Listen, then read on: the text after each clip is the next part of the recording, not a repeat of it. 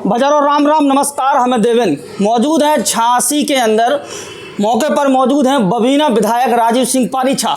इन्होंने इतनी एक अच्छी पहल करी, बता दें आपको, बबीना विधानसभा के अंदर 30 पानी के टैंकर पहुंचावे को काम करो। ऐसी भीषण गर्मी में इतना अच्छा काम कर रहे हैं विधायक जी, जाने की कैसे ख्यालाओ मन में और इतने अच्छा प्रावधान कर रहे हैं। विधायक जी बहुत बहुत शुभकामनाएं, बधाई कि आपने ऐसी भीषण गर्मी में टैंकर पहुंचा रहे हैं। और क्या प्रावधान है आगे की तैयारी को लेकर? मैं अपनी विधायक निधि से मेरा प्रयास है कि हर गांव में एक पानी का टैंकर पहुंचे। अगर गांव की आबादी ज़्यादा है और गांव बड़ा है तो उसमें ज़रूरत होगी तो 2 टैंकर की व्यवस्था मैं अपनी तरफ से कर रहा हूं। और जैसा कि हम सब लोग जानते हैं कि हर घर नल योजना लगभग पूर्ण होने की स्थिति में है, तो ऐसे में टैंकर अगर कहीं ज़रूरत है, कहीं शादी है, कोई गांव में सार्वजनिक कार्यक्रम है, किसी को व्यक्तिगत ज़रूरत है, तो हर गांव में एक टैंकर उपलब्ध रहेगा तो वो पानी को ट्रांसपोर्ट भी इधर से उधर भी कर सकता है। ये सुविधा के लिए है, गांव वालों के लिए, और ज़रूरत के भी लिए है। तो ज़रूरत और सुविधा दोनों भविष्य में इससे व्यक्ति को इस टैंकर के माध्यम से सहजता से उपलब्ध होंगी। इस समय गर्मी भी है और थोड़ी सी पानी की दिक्कत भी है। जैसा कि हम जानते हैं कि पिछले कई दशकों से पानी की समस्या के समाधान के लिए पिछली सरकारों ने कोई काम नहीं किया। केवल हमारी सरकार ने, माननीय योगी जी और मोदी जी ने, पानी की समस्या के संपूर्ण समाधान के लिए प्रयास किया है। आज उसका ही परिणाम है, इतनी भीषण गर्मी के बाद भी समस्या काफ़ी कम है, क्योंकि हर जगह व्यवस्थाएं हो चुकी हैं। जहां नहीं हो पाई हैं वहां के लिए व्यवस्थाएं सरकार कर रही है। मैं समझता हूं कि आगे की गर्मियां जो आएंगी उसमें पानी की कोई भी समस्या, कोई भी शिकायत हमको सुनने को नहीं मिलेगी।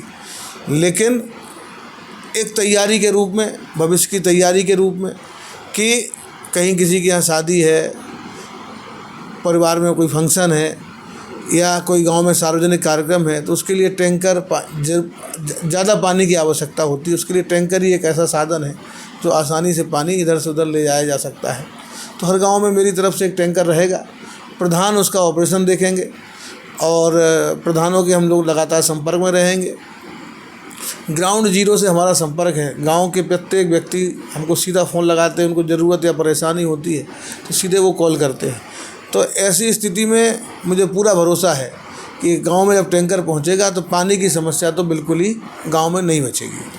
पिछली पंचवर्षीय अनुराग शर्मा की अच्छी खासी जीत भई थी।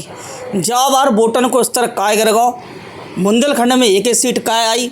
जा बार बबीना विधानसभा में अधिक से अधिक वोट अनुराग शर्मा को क्यों नहीं मिल पाए?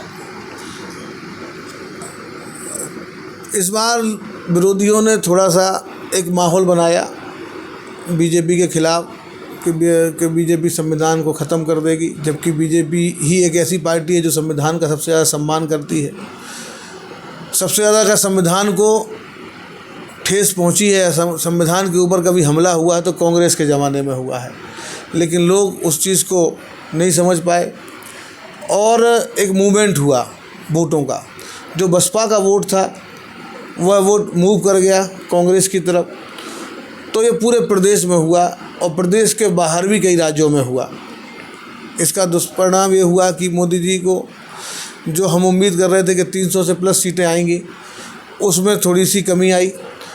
और जो जीत का अंतर है हमारे प्रत्याशियों का, वो जीत का अंतर भी थोड़ा सा कहीं कहीं कम हुआ है। या जो हार जो प्रत्याशी हमारे कम वोटों से पिछली बार जीते थे, इस बार वहाँ पे कुछ कम वोटों से हमारे प्रत्याशियों की हार भी हुई है। तो एक नैरेटिव सेट करने का प्रयास हुआ और उसमें काफ़ी हद तक वो सफल हुए। अब हमारा प्रयास ये है कि आगे हम जनता को समझाएं कि जिस कांग्रेस के ऊपर आपने भरोसा किया या विपक्षियों के ऊपर किया, इन्होंने संविधान के ऊपर भी कई बार कुठाराघात किया, आपके ज़मीर के ऊपर और आपके स्वाभिमान के ऊपर भी कई बार कुठाराघात किया, हमला किए। आपके परिवार के और आपकी प्रॉपर्टी के ऊपर भी इनकी हमेशा गिद्ध नज़र इनकी हमेशा रही। और जब जब इनकी सरकारें रहीं, आम जनता को हमेशा कठिनाई रही। लोग घर से निकलने में संकोच करते थे जब समाजवादी पार्टी की सरकार थी।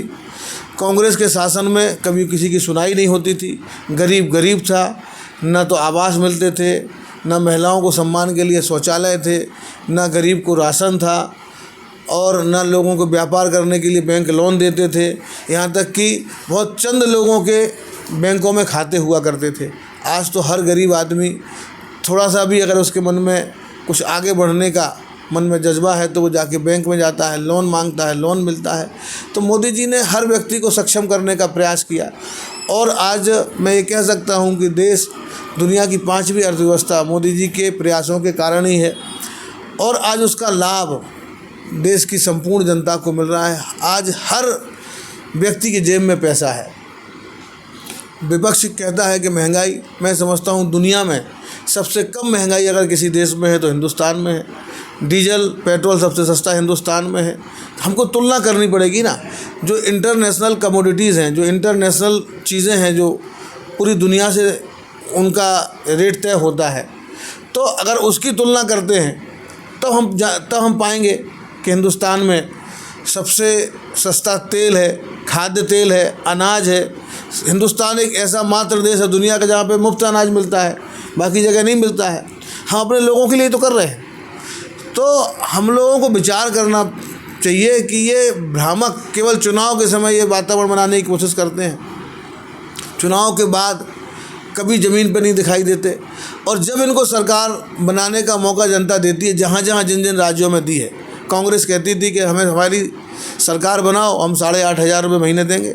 अरे अब जाओ भैया, जहाँ जहाँ सरकार है वहाँ 8,500 दो, 1 लाख रुपए दो, करो ना, वहाँ पे लखपति दीदी बनाओ, क्या दिक्कत है? आपकी सरकारें भी तो हैं, कम से कम तेलंगाना में है, कर्नाटक में है, हिमाचल में है, और आपके मित्रों की भी सरकारें हैं, सहयोगी दलों के जो इंडी गठबंधन के साथी हैं उनकी भी सरकारें हैं। उनको भी बोलो, दीदी को बोलो, ममता बनर्जी को दे 8,500, 1 लाख रुपए दे। भाई क्यों नहीं देते? केवल चुनाव में आते हो और वादे करते हो, माहौल बनाते हो, उसके बाद वोट लेने के बाद फिर कहाँ चले जाते हो? विधायक जी, जो नए नए व्यक्ति इस बार चुनाव के अंदर भाजपा में शामिल भय, क्या इन्हें मौका मिल सकता है अगली बार कोई ना कोई भाजपा अगर उन्हें टिकट देने का काम? नहीं, जो आए हैं जिनके अंदर क्षमता होगी, पार्टी निश्चित रूप से उनका उपयोग करती है। और उसमें तो जो आगे जो टिकट का हो या किसी आयोग में हो या किसी पद को देने की बात हो, तो मैं समझता हूँ कि उसमें आदमी की क्षमता और समर्पण, ईमानदारी, ये तीनों चीज़ों का समन्वय जिसका बेहतर होगा उसको निश्चित रूप से मौका मिलेगा। सब लोग आए हैं, जो भाजपा में सक्रियता के साथ में रहेंगे, निश्चित रूप से उनको आगे पार्टी मौका देगी। ठीक, बहुत बहुत धन्यवाद। ये थे राजीव सिंह पारीछा, बबीना विधायक, जिन्होंने संक्षेप में बताया कि स्तर बबीना के अंदर इस बार वोट का क्यों कम पड़ा। उत्तर प्रदेश में भी सीटें कम आई।